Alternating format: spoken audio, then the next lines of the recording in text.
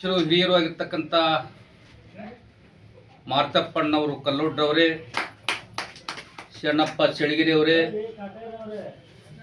ನಮ್ಮ ಪುರಸಭೆಯ ಹಿಂದಿನ ಸ್ಥಾಯಿ ಕಮಿಟಿ ಅಧ್ಯಕ್ಷರಾಗಿರ್ತಕ್ಕಂಥ ಮುದಿಯಪ್ಪ ಮುದುಳವರೇ, ಯಲ್ಲಪ್ಪ ಬಂಕದವರೇ, ಗಿಡ್ಡಪ್ಪ ಪೂಜಾರವರೇ, ಅವರಿವರೇ ಎಲ್ಲ ಸಮಾಜದ ಹಿರಿಯರೇ, ಆಫೀಸಿನ ಎಲ್ಲ ಅಧಿಕಾರಿ ವರ್ಗದವರೇ, ಬಹುಶಃ ಅದ್ಭುತವಾಗಿ 3 ರೀತಿ ಕವಲುಗಳನ್ನು ಹೊಡೆದಿರತಕ್ಕಂಥ ಅದಿಷ್ಟನ್ನು ಇಲ್ಲಿ ಹೇಳಲಿಕ್ಕೆ ಆಗೋದಿಲ್ಲ. ಕೆಲವೊಂದು ವಿಚಾರಗಳನ್ನು ಇಲ್ಲಿ ಹಂಚಿಕೊಳ್ಳಿಕ್ಕೆ ನಾನು ಬಯಸ್ತೀನಿ. ಬಂಧುಗಳೇ, ಶಿವಯೋಗಿಗಳು, ಕರ್ಮಯೋಗಿಗಳು, ಕಾಯಿಕ ಯೋಗಿಗಳು, ವಚನ ಶ್ರೇಷ್ಠರು, ಬಸವಣ್ಣನವರಿಗೆ ಅತ್ಯಂತ ಅತ್ಯಂತ ಅತ್ಯಂತ ಹತ್ತಿರದ ಮಹಾತ್ಮ ಶರಣ ಅಂದ್ರೆ ಅದು ಸಿದ್ದರಾಮೇಶ್ವರರು ಅಂತಕ್ಕಂಥದ್ದು ನಮಗೆಲ್ಲ ಗೊತ್ತಿರತಕ್ಕಂಥದ್ದು. ಬಹುಶಃ ನಿಮಗೆಲ್ಲರಿಗೆ ಗೊತ್ತಿರುವ ಹಾಗೆ ಸಿದ್ದರಾಮೇಶ್ವರರು ಸ್ವನ್ನಲಿಗೆ ಅಂದರೆ ಉತ್ತರ ಸೊಲ್ಲಾಪುರದಲ್ಲಿ ಬಹುವಿ ಸಮಾಜದವರಾಗಿರ್ತಕ್ಕಂಥ ಸುಗ್ಗಲಾದೇವಿ ಮತ್ತು ಮುದ್ದೇಗೌಡರ ಮಗನಾಗಿ ಹುಟ್ಟಿದ ಮೇಲೆ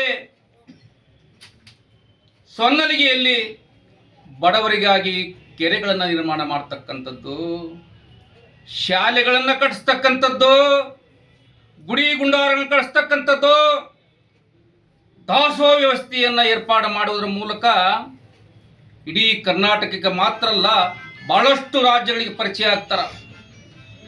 ಅಂಥ ಸಂದರ್ಭದಲ್ಲಿ ಇನ್ನೊಂದು ಕಡೆ ಬಸವ ಕಲ್ಯಾಣದಲ್ಲಿ ಬಸವಣ್ಣವರು ಕಾಯಕದ ಮೂಲಕ ದೇವರನ್ನ ದೇಹಕ್ಕೆ ವರ್ಗಾಯಿಸುವ ಮೂಲಕ ಬಹಳ ಅದ್ಭುತವನ್ನು ಕಾರ್ಯ ಮಾಡತಕ್ಕಂಥ ಕೆಲಸವನ್ನು ಮಾಡ್ತಾರೆ. ಆ ಸಂದರ್ಭದಲ್ಲಿ ಸ್ವನ್ನಲಿಗೆಯ ಸಿದ್ದರಾಮೇಶ್ವರರನ್ನ ಬಸವ ಕಲ್ಯಾಣಕ್ಕೆ ತಂದರೆ ಬಸವ ಕಲ್ಯಾಣ ಇನ್ನಿಷ್ಟು ಬೆಳಗಿತ್ತು, ಮಹಾಜ್ಯೋತಿ ಇನ್ನಿಷ್ಟು ಹಬ್ಬಿತ್ತು ಅಂತಕ್ಕಂಥ ಉದ್ದೇಶ ಇಟ್ಟುಕೊಂಡು ಬಸವ ಕಲ್ಯಾಣದ ಚರ್ಚೆ ನಡೀತಿತ್ತು. ಇದು ಸತ್ಯ, ಇದು ಸತ್ಯಕ್ಕೆ ಸಮೀಪವಾಗಿರ್ತಕ್ಕಂಥದ್ದು ಅಂತಕ್ಕಂಥದ್ದು ತಿಳ್ಕೊಂಡಂಥ ಅಲ್ಲಮ ಪ್ರಭುಗಳು ಹೋಗಿ ಸಿದ್ದರಾಮೇಶ್ವರನ್ನ ಬಸವ ಕಲ್ಯಾಣಕ್ಕೆ ಕರ್ಕೊಂಡು ಬರ್ತಾರೆ. ಬಸವ ಕಲ್ಯಾಣಕ್ಕೆ ಬಂದಂಥ ಸಂದರ್ಭದಲ್ಲಿ ಸಿದ್ದರಾಮೇಶ್ವರನ್ ಬಂದಂಥ ಸಂದರ್ಭದಲ್ಲಿ 777 ಶರಣರು ಅದ್ಭುತವಾಗಿ ಅವ್ರನ್ನ ಸ್ವಾಗತ ಮಾಡ್ತಾರ. ಯಾಕೆ ಅದ್ಭುತವಾಗಿ ಸ್ವಾಗತವನ್ನು ಮಾಡ್ತಾರಂದ್ರೆ 777 ಶರಣರು ಏನಿದ್ರಲ್ಲ ಅವರೆಲ್ಲರಿಗಿಂತ ಅತ್ಯಂತ ಕರ್ಮಯೋಗದಲ್ಲಿ, ಶಿವಯೋಗದಲ್ಲಿ, ಯೋಗದಲ್ಲಿ, ಶಿವಧ್ಯಾನದಲ್ಲಿ, ಭಕ್ತಿಯಲ್ಲಿ ಬಹಳ ದೊಡ್ಡ ಶಕ್ತಿ ಹೊಂದಿರತಕ್ಕಂಥ ಸಿದ್ದರಾಮೇಶ್ವರ ಬರಮಾಡ್ಕೊಳ್ತಾರ. ಆಗ ಸಿದ್ದರಾಮೇಶ್ವರರು ಬಸವ ಕಲ್ಯಾಣದಲ್ಲಿ 68,000 ವಚನಗಳನ್ನು ಬರೀತಾರೆ. 68,000 ವಚನಗಳಂದ್ರೆ ಸಾಮಾನ್ಯ ಅಲ್ಲ. ಆ 68,000 ವಚನಗಳನ್ನು ಬರೆಯೋದ್ರ ಮೂಲಕ ಜಗತ್ತಿಗೆ ಏನು ಸಂದೇಶ ಕೊಡ್ತಾರಂದ್ರೆ, ಧರ್ಮ ಉಳಿಬೇಕಾದ್ರೆ, ಜಾತಿ ವ್ಯವಸ್ಥೆ ಹೋಗಬೇಕಾದ್ರೆ,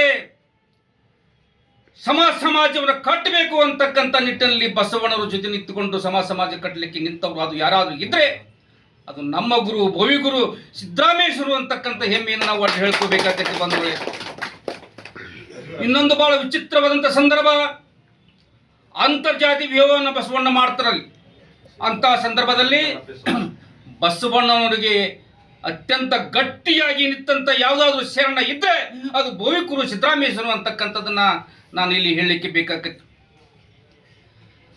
ಭಕ್ತಿಯಲ್ಲಿ ಬಸವಣ್ಣ ದೊಡ್ಡವ, ಕಾಯಕ ಯೋಗದಲ್ಲಿ ಬಸವಣ್ಣ ದೊಡ್ಡವ, ಆದರೆ ಶಿವಯೋಗದಲ್ಲಿ ಸಾಕ್ಷಾತ್ ಯೋಗದ ಮೂಲಕ ದಿನನಿತ್ಯ ಶಿವಲೋಕಕ್ಕೆ ಹೋಗಿ ಬರ್ತಕ್ಕಂಥ ಕೆಲಸ ಯಾರಾದರೂ ಮಾಡಿದ್ರೆ ಅಂದರೆ ಶಿವನಿಗೆ ಹತ್ತಿರ ಆಗಿರ್ತಕ್ಕಂಥ ವ್ಯಕ್ತಿ ಯಾರಾದರೂ ಇದ್ರೆ ಅದು ಭವಿಕುಲ ಗುರು ಸಿದ್ದರಾಮೇಶ್ವರರು ಅಂತಕ್ಕಂಥದ್ದು ನಾನು ಹೇಳಬೇಕಾಗ್ತದೆ.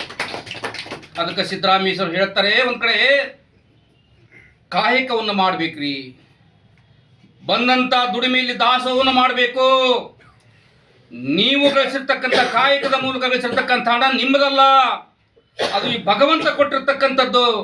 ಅದಕ್ಕೆ ಭಗವಂತ ಕೊಟ್ಟಂಥ ಈ ಹಣದಲ್ಲಿ ಹಸಿದವರಿಗೆ, ಬಡವರಿಗೆ, ದೀನದಲಿತರಿಗೆ ಅನ್ನ ಹಾಕಬೇಕು.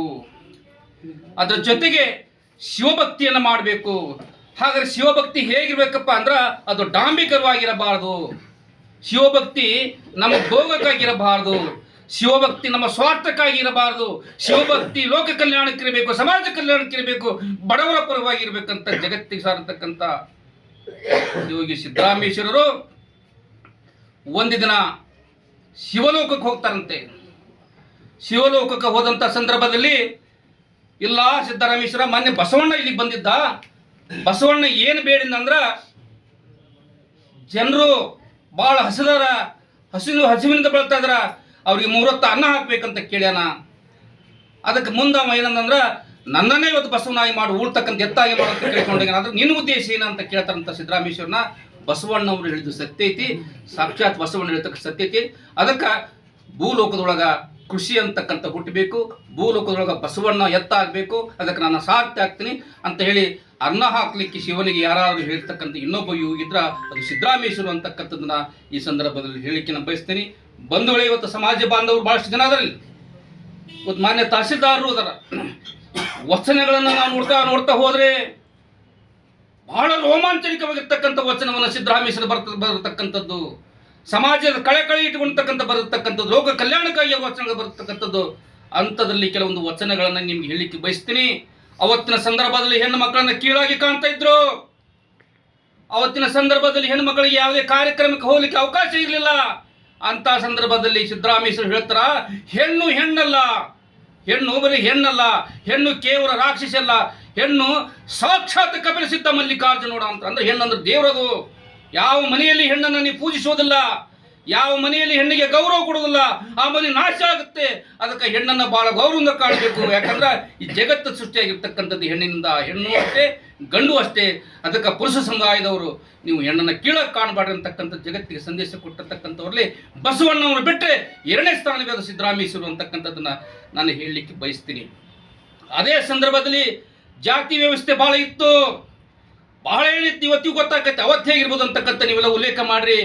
ಜಾತಿ ವ್ಯವಸ್ಥೆ, ಕೆಳವರ್ಗದವರು, ಮಧ್ಯವರ್ಗದವರು, ಮೇಲಂತಕ್ಕಂಥ ಜಾತಿ ವ್ಯವಸ್ಥೆ ಇದ್ದಂಥ ಸಂದರ್ಭದಲ್ಲಿ ಅದನ್ನ ಬೇರೆ ಸಮೇತ ಕಿತ್ತ ಹಾಕಬೇಕಂತಕ್ಕಂಥ ಪಣ ತೊಟ್ಟಿರ್ತಕ್ಕಂಥ ಬಸವಣ್ಣವರಿಗೆ ಬಲಗಾಗಿ ನಿಂತಿರ್ತಕ್ಕಂಥವ್ರು ಯಾರಾದರೂ ಇದ್ರೆ ಅದು ಸಿದ್ದರಾಮೇಶ್ವರ ಅಂತಕ್ಕಂಥ ಮಾತು ಹೇಳಿ ಬಹಳಷ್ಟು ನಾನು ಹೇಳಲಿಕ್ಕೆ ಹೋಗಲ್ಲ. ಒಂದಿನ ಹೇಳಿಕ್ಕೆ ಬಯಸ್ತೀನಿ ನಮ್ಮ ಸಮಾಜದವರಿಗೆ, ದೇವರು ಅಂತಕ್ಕಂಥದ್ದು ಸುಳ್ಳು.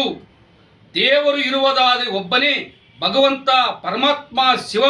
ಅವನಿಗೆ ತಂದೆ ಇಲ್ಲ, ತಾಯಿ ಇಲ್ಲ, ಹೆಣ್ಣು ಇಲ್ಲ, ಅವನಿಗೆ ತಾಯಿ ಇಲ್ಲ, ಬಂಧು ಇಲ್ಲ, ಬಳಗಿಲ್ಲ, ಹೆಂಡತಿ ಇಲ್ಲ, ಮಕ್ಕಳಿಲ್ಲ, ಯಾರಿಲ್ಲ. ಅವ್ನಿಗೆ ಹಸು ಬೇಕಾಗಿಲ್ಲ, ಎತ್ತೆ ಬೇಕಾಗಿಲ್ಲ, ಹೋಮ ಬೇಕಾಗಿಲ್ಲ.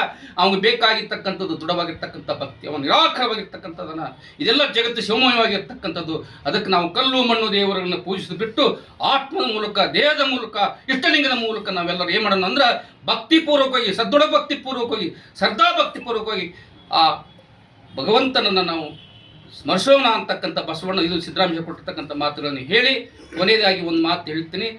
ನಮ್ಮ ಜನ ಬಡ ಜನ ಸರ್, ನಮ್ಮ ಜನ ಬಡ ಜನ, ಭವಿ ಜನ, ನಂಬಿಕೆಯಸ್ಥ ಜನ, ನಂಬಿದವರಿಗೆ ಅನ್ಯಾಯ ಮಾಡಿರ್ತಕ್ಕಂಥ ಜನ, ದ್ರೋಹ ಮಾಡಿರ್ತಕ್ಕಂಥ ಜನ ಅಲ್ಲ.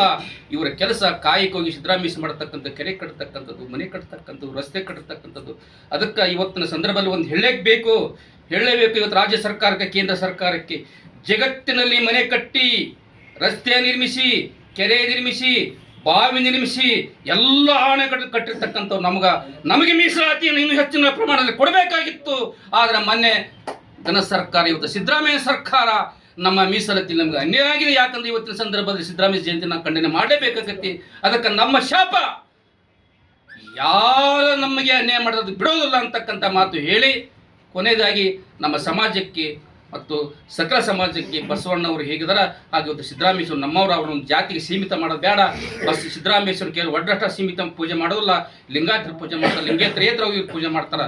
ಅದಕ್ಕೆ ಆ ಭಗವಂತರಾಗಿರ್ತಕ್ಕ ಶಿವಸ್ವರೂಪಿರ್ತಕ್ಕಂಥ ಶಿವಯೋಗಿರ್ತಕ್ಕಂಥ ಸಿದ್ದರಾಮೇಶ್ವರು ನಮ್ಮ ಸಮಾಜಕ್ಕೆ ಮತ್ತು ಇದರ ಎಲ್ಲ ಸಮಾಜಕ್ಕೂ ಮಳೆ ಬೆಳೆ ನೀಡಿ ಸುಖ ಸಮೃದ್ಧವಾಗಿ ಇಡಲಿ ಅಂತಕ್ಕಂಥ ರೀತಿಯಲ್ಲಿ ಒಬ್ಬ ಸಾಹಿತ್ಯಕ್ಕೆ ನಿಮ್ಮ ಮನೆಮಗನಾಗಿ ಇವತ್ತು ಜಯಂತಿ ಸಂದರ್ಭದಲ್ಲಿ ನಾನು ಪ್ರಾರ್ಥನೆ ಮಾಡ್ತೀನಿ.